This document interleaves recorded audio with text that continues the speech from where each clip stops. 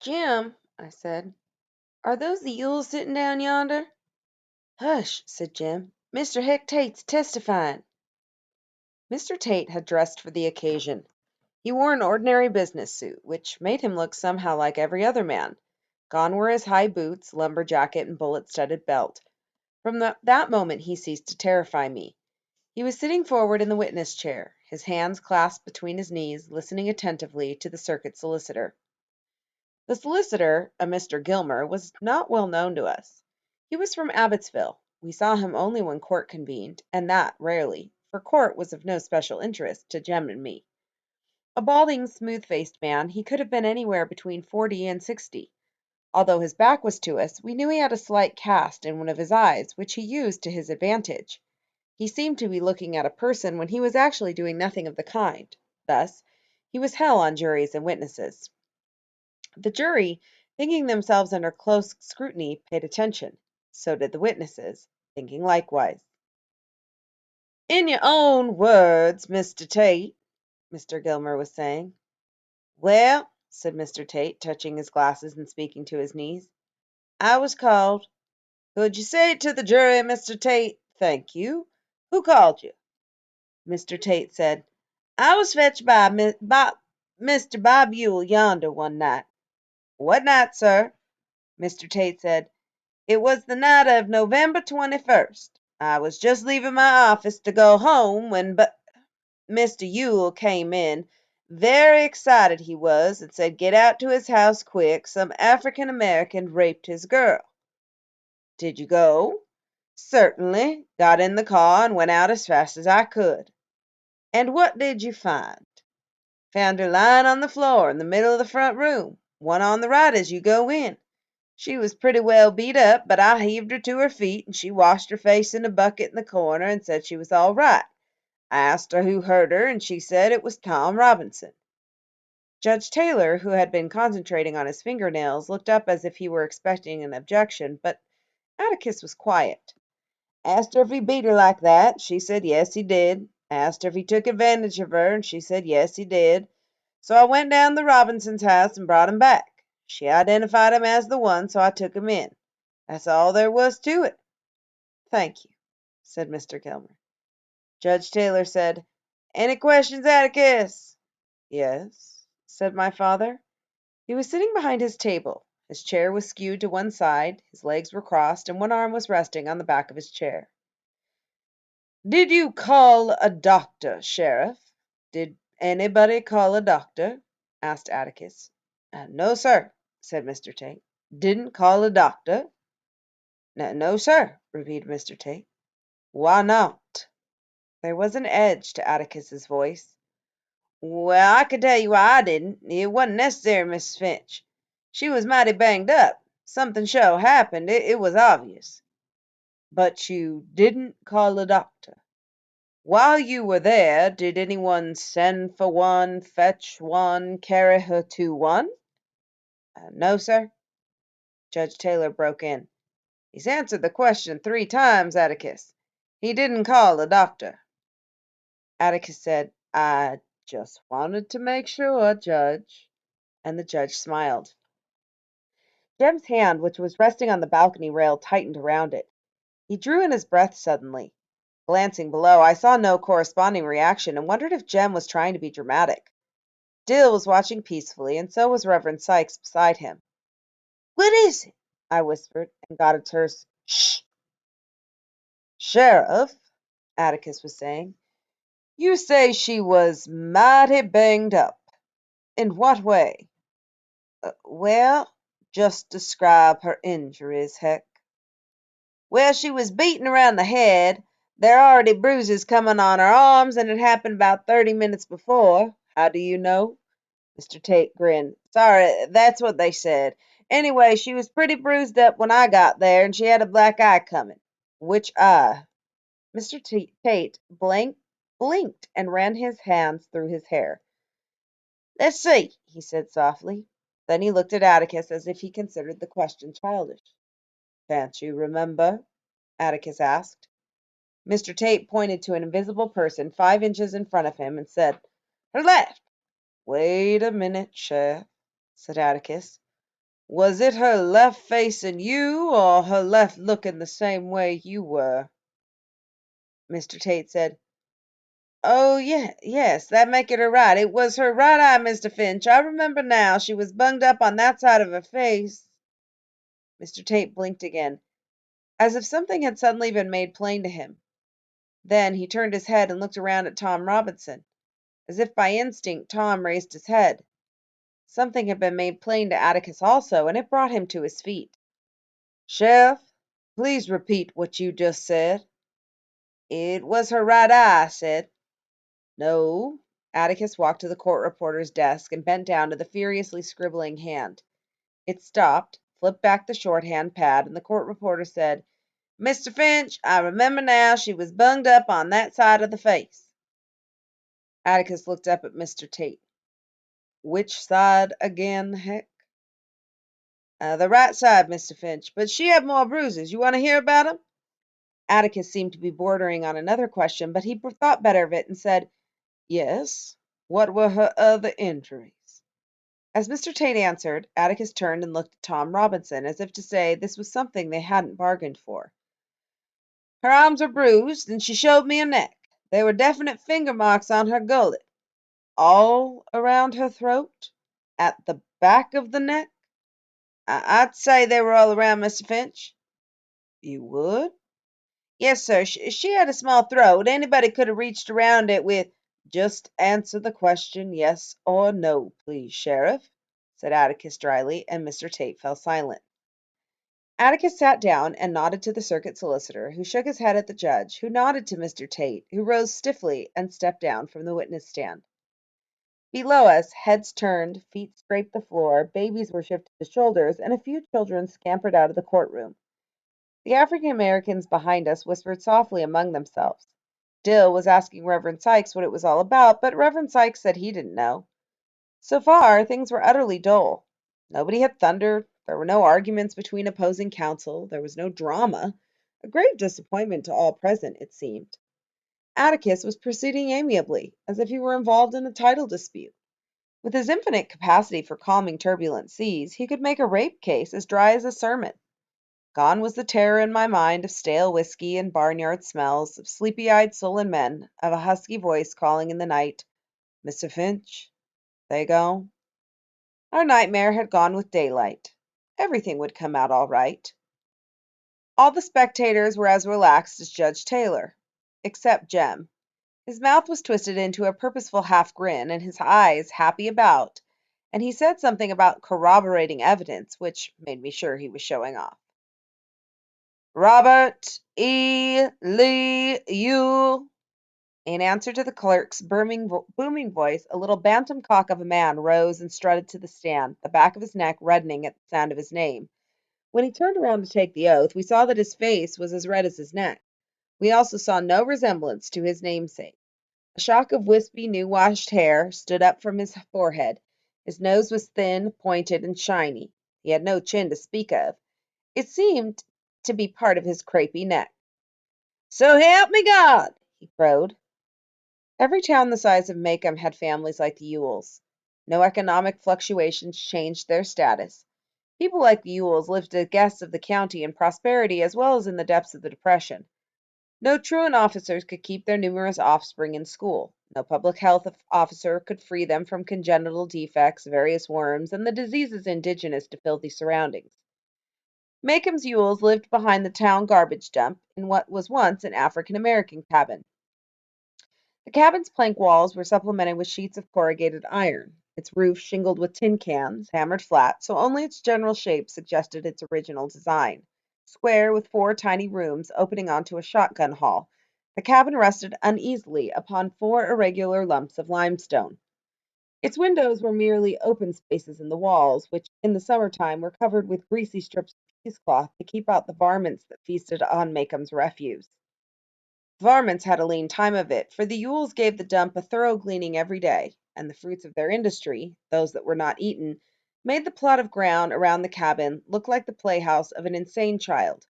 What passed for a fence was bits of tree limbs, broomsticks, and tool shafts, all tipped with rusty hammerheads, snaggletooth rakeheads, shovels, axes, and grubbing hoes, held on with pieces of barbed wire.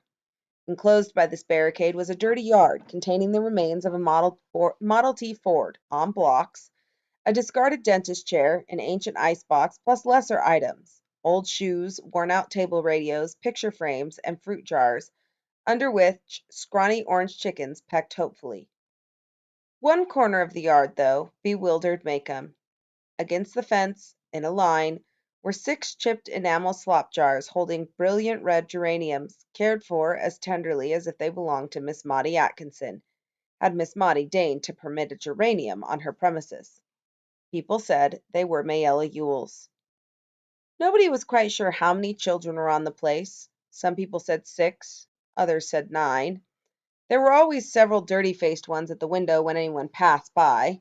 Nobody had occasion to pass by except at Christmas, when the churches delivered baskets, and when the mayor of Maycomb asked us to please help the garbage collector by dumping our own trees and trash. Atticus took us with him last Christmas when he complied with the mayor's request. A dirt road ran from the highway past the dump, down to a small African-American settlement some 500 yards beyond the Yules. It was necessary either to back out to the highway or go the full length of the road and turn around. Most people turned around in the African Americans' front yards. In the frosty December dusk, their cabins looked neat and snug, with pale blue smoke rising from the chimneys and doorways glowing amber from the fires inside. There were delicious smells about: chicken, bacon frying crisp as the twilight air. Jem and I detected squirrel cooking, but it took an old countryman like Atticus to identify possum and rabbit, aromas that vanished when we rode back past the Yule residence. All the little man on the witness stand had that made him any better than his nearest neighbors was that if he scrubbed with lye soap in very hot water, his skin was white. "Mr. Robert Yule?" asked Mr. Gilmer. "That's my name, Captain," said the witness. Mr. Gilmer's back stiffened a little. I felt sorry for him. Perhaps I'd better explain something now. I've heard that lawyers' children, on seeing their parents in court in the heat of argument, get the wrong idea. They think opposing counsel to be the personal enemies of their parents. They suffer agonies, and are surprised to see them often go out arm in arm with their tormentors during first recess. This was not true of Jem and me. We acquired no traumas from watching our father win or lose. I'm sorry that I can't provide any drama in this respect. If I did, it would not be true. We could tell, however, when debate became more acrimonious than professional, but this was from watching lawyers other than our father. I never heard Atticus raise his voice in my life, except to a deaf witness. Mr. Gilmer was doing his job, as Atticus was doing his. Besides, Mr. Yule was Mr. Gilmer's witness, and he had no business being rude to him of all people. "Are you the father of Mayella Yule?" was the next question. "Well, if I ain't, can't do nothing about it now. Her ma's dead," was the answer. Judge Taylor stirred. He turned slowly in his swivel chair and looked benignly at the witness. "Are you the father of Mayella Yule?" he asked, in a way that made the laughter below us stop suddenly. "Yes, sir," Mr. Yule said meekly. Judge Taylor went on in tones of good will. "This is the first time you've ever been in court? I don't recall ever seeing you here." At the witness's affirmative nod, he continued, "Well, let's get something straight. There will be no more audibly obscene speculations on any subject from anybody in this courtroom as long as I'm sitting here. Do you understand?" Mr. Yule nodded, but I don't think he did. Judge Taylor sighed and said, "All right, Mr. Gilmer." "Thank you, sir. Mr. Yule, would you tell us in your own words what happened on the evening of November 21st, please?" Jem grinned and pushed his hair back. Just in your own words was Mr. Gilmer's trademark. We often wondered who else's words Mr. Gilmer was afraid his witness might employ. "Well, the night of November 21, I was coming in from the woods with a load of kindling, and just as I got to the fence, I heard Mayella screaming like a stuck hog inside the house." Here Judge Taylor glanced sharply at the witness and must have decided his speculations devoid of evil intent, for he subsided sleepily. "What time was it, Mr. Yule? Just 'fore sundown? Well, I was saying, Mayella was screaming fit to beat Jesus." Another glance from the bench silenced Mr. Yule. "Yes, she was screaming," said Mr. Gilmer. Mr. Yule looked confusedly at the judge. Well, Ella was raising this holy racket, so I dropped my load and run as fast as I could, but I run into the fence. But when I got distangled, I run up to the window and I seen... Mr. Yule's face grew scarlet. He stood up and pointed his finger at Tom Robinson. I seen that African American yonder running on Mama Ella. So serene was Judge Taylor's court that he had few occasions to use his gavel, but he hammered fully 5 minutes. Atticus was on his feet at the bench saying something to him. Mr. Heck Tate, as first officer of the county, stood in the middle aisle quelling the packed courtroom. Behind us there was an angry and muffled groan from the African Americans. Reverend Sykes leaned across Dill and me, pulling at Jem's elbow. Mr. Jem, he said, you better take Miss Jean Louise home. Mr. Jem, you hear me? Jem turned his head. Scout, go home. Dill, you and Scout go home. You gotta make me first, I said, remembering Atticus's blessed dictum. Jem scowled furiously at me, then said to Reverend Sykes, I think it's okay, Reverend. She doesn't understand it. I was mortally offended. I most certainly do. I can understand anything you can. Oh, hush. She doesn't understand it, Reverend. She ain't 9 yet. Reverend Sykes's black eyes were anxious. Mr. Finch know you all here. This ain't fit for Miss Jean Louise or you boys either. Jem shook his head. He can't see us this far away. It's all right, Reverend. I knew Jem would win, because I knew nothing could make him leave now. Dill and I were safe, for a while. Atticus could see us from where he was, if he looked. As Judge Taylor banged his gavel, Mr. Yule was sitting smugly in the witness chair, surveying his handiwork. With one phrase, he had turned happy picnickers into sulky, tense, murmuring crowd, being slowly hypnotized by gavel taps, lessening into intensity until the only sound in the courtroom was a dim pink, pink, pink. The judge might have been rapping the bench with a pencil. In possession of his court once more, Judge Taylor leaned back in his chair. He looked suddenly weary. His age was showing, and I thought about what Atticus had said. He and Mrs. Taylor didn't kiss much. He must have been nearly 70. There has been a request, Judge Taylor said, that this courtroom be cleared of spectators, or at least of women and children. A request that will be denied for the time being.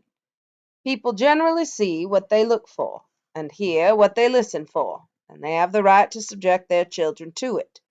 But I can assure you of one thing. You will receive what you see and hear in silence, or you will leave this courtroom. But you won't leave until the whole boiling of you come before me on contempt charges. Mr. Yule, you will keep your testimony within the confines of Christian English usage, if that is possible. Proceed, Mr. Gilmer. Mr. Yule reminded me of a deaf mute. I was sure he had never heard the words Judge Taylor directed at him. His mouth struggled silently with them, but their import registered on his face. Smugness faded from it, replaced by a dogged earnestness that fooled Judge Taylor not at all. As long as Mr. Yule was on the stand, the judge kept his eyes on him, as if daring him to make a false move. Mr. Gilmer and Atticus exchanged glances. Atticus was sitting down, his fist rested on his cheek, and we could not see his face. Mr. Gilmer looked rather desperate. A question from Judge Taylor made him relax. Mr. Yule, did you see the defendant having sexual intercourse with your daughter? Yes, I did. Spectators were quiet, but the defendant said something. Atticus whispered to him, and Tom Robinson was silent. You say you were at the window? Asked Mr. Gilmer. Yes, sir.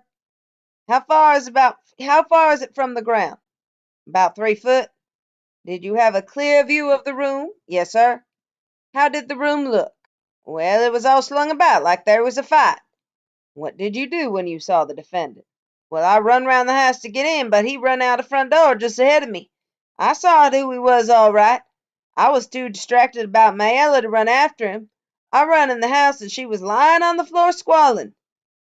And what did you do? Well, I run for Tate quick as I could. I knowed who it was all right. Lived down yonder in that African American colony. Passed the house every day. Judge, I've asked this county for 15 years to clean out that nest down yonder. They're dangerous to live around, besides devaluing my property. Thank you, Mr. Yule, said Mr. Gilmer hurriedly. The witness made a hasty descent from the stand and ran smack into Atticus, who had risen to question him. Judge Taylor permitted the court to laugh. Just a minute, sir, said Atticus genially. Could I ask you a question or two? Mr. Yule backed up into the witness chair, settled himself, and regarded Atticus with haughty suspicion, an expression common to Macomb County witnesses when confronted by opposing counsel. Mr. Yule, Atticus began, folks were doing a lot of running that night. Let's see. You say you ran to the house, you ran to the window, you ran inside, you ran to Mayella, you ran for Mr. Tate. Did you, during all this running, run for a doctor? Wasn't no need to. I seen what happened. But there's one thing I don't understand, said Atticus. Weren't you concerned with Mayella's condition? I most positively was, said Mr. Yule. I seen who done it. No, I mean her physical condition. Did you not think the nature of her injuries warranted immediate medical attention? What? Didn't you think she should have had a doctor immediately? The witness had said he had never thought of it. He had never called a doctor to any of his in his life, and if he had, it would have cost him $5. That all? He asked. Not quite, said Atticus casually. Mr. Yule, you heard the sheriff's testimony, didn't you? How's that? You were in the courtroom and Mr. Heck Tate was on the stand, weren't you? You heard everything he said, didn't you? Mr. Yule considered the matter carefully and seemed to decide that the question was safe. Yes, he said. Do you agree with his description of Mayella's injuries? How's that? Atticus looked around at Mr. Gilmer and smiled. Mr. Yule seemed determined not to give the defense the time of day. Mr. Tate testified that her right eye was blackened, that she was beaten around the— Oh, yeah, said the witness. I hold with everything Tate said. You do? Asked Atticus mildly. I just want to make sure. He went to the court reporter, said something, and the reporter entertained us for some minutes by reading Mr. Tate's testimony as if it were stock market quotations. Which eye, her left, oh yes, that make it her right. It was her right eye, Mr. Finch. I remember now, she was bunged. He flipped the page. Up on that side of the face, Sheriff, please repeat what you said. It was her right eye, I said. Thank you, Bert, said Atticus. You heard it again, Mr. Yule. Do you have anything to add to it? Do you agree with the sheriff? I holds with Tate. I was black. She was mighty beat up. The little man seemed to have forgotten his previous humiliation from the bench. It was becoming evident that he thought Atticus an easy match. He seemed to grow ruddy again. His chest swelled, and once more he was a red little rooster. I thought he'd burst his shirt at Atticus's next question. Mr. Yule, can you read and write? Mr. Gilmer interrupted. Objection, he said. Can't see what the witness's literacy has to do with the case. Irrelevant and immaterial. Judge Taylor was about to speak, but Atticus said, Judge, if you'll allow the question plus another one, you'll soon see. All right, let's see, said Judge Taylor, but make sure we see, Atticus. Overruled. Mr. Gilmer seemed as curious as the rest of us to know what bearing the state of Mr. Yule's education had on the case. I'll repeat the question, said Atticus. Can you read and write? Most positively can. Will you write your name and show us? I most positively will. How do you think I sign my relief checks? Mr. Yule was endearing himself to his fellow citizens. The whispers and chuckles below us probably had to do with what a card he was. I was becoming nervous. Atticus seemed to know what he was doing, but it seemed to me that he'd gone frog-sticking without a light. Never, never, never on cross-examination ask a witness a question you don't already know the answer to, was a tenet I observed with my baby food. Do it, and you'll often get an answer you don't want, an answer that might wreck your case. Atticus was reaching inside the pocket of his coat. He drew out an envelope, then reached into his vest pocket and unclipped his fountain pen. He moved leisurely, and had turned so that he was in full view of the jury. He unscrewed the fountain pen cap and placed it gently on his table. He shook the pen a little, then handed it with the envelope to the witness. "Would you write your name for us?" he asked. "Clearly now, so the jury can see you do it." Mr. Yule wrote on the back of the envelope and looked up complacently to see Judge Taylor staring at him as if he were some fragrant gardenia in full bloom on the witness stand, to see Mr. Gilmer half sitting, half standing at his table. The jury was watching him. One man was leaning forward with his hands over the railing. "What's so interesting?" he asked. "You're left-handed, Mr. Yule," said Judge Taylor. Mr. Yule turned angrily at the judge, said he didn't see what his being left-handed had to do with it, that he was a Christ-fearing man and Atticus Finch was taking advantage of him. Tricking lawyers like Atticus Finch took advantage of him all the time with their tricking ways. He had told them what happened. He'd say it again and again, which he did. Nothing Atticus asked him after that shook his story, that he'd looked through the window, then ran the African-American off, then ran for the sheriff. Atticus finally dismissed him. Mr. Gilmer asked him one more question. "About your writing with your left hand. Are you ambidextrous, Mr. Yule?" "I most positively am not. I can use one hand good as the other. One hand as good as the other," he added, glaring at the defense table. Jem seemed to be having a quiet fit. He was pounding the balcony rail softly, and once he whispered, "We've got him." I didn't think so. Atticus was trying to show, it seemed to me, that Mr. Yule could have beaten up Mayella. That much I could follow. If her right eye was blacked, and she was beaten mostly on the right side of her face, it would tend to show that a left-handed person did it. Sherlock Holmes and Jem Finch would agree. But Tom Robinson could easily be left-handed too. Like Mr. Heck Tate, I imagined a person facing me, went through a swift mental pantomime, and concluded that he might have held her with his right hand and pounded her with his left. I looked down at him. His back was to us, but I could see his broad shoulders and his bull-thick neck. He could easily have done it. I thought Jem was counting his chickens.